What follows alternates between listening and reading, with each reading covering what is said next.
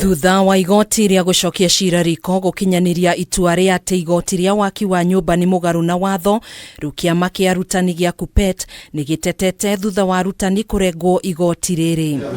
Mwandiki munene wa kiama giki AKELO ni okireire kamiti ya kwandika arutani TSC ni kiria augite ni agararite watho wa igoti na uguo ikorio irugamie kurengwo kwa igoti riri. Many members from around the country have shared their payslips with us and all indicate that the Commission deducted the tax from the January 2024.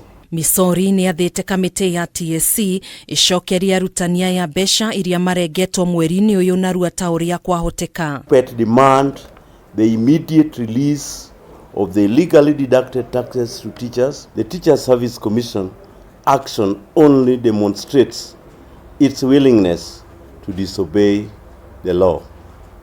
Such action fits in a disturbing pattern where public authorities obey court orders at their own convenience. Urugamiriri wa kiama giki ni wihitite guthingata mawatho mothe hari kugitira arutani aya hamwe na mishara na njoherera ciao. Itu isidishwe wasiendelee kutoza walimu. Na ikiendelea sisi kama wanachama wa KUPPET tunajua mambo mingi vile tutafanya. Oho kiama giki ni kiuritie thirikari guthingata mitaratara ya kugitira arutani kuona ihinda-ini riri ni marituhirwo ni garama ya muturire. Amid the grave economic difficulties that teachers and indeed all Kenyans face, the last thing we expect from responsible employer is the making of illegal deductions on workers' pay slip. Kuhana uguo KUPPET ni hinyiriirie kuga ndiri yanyita mbaru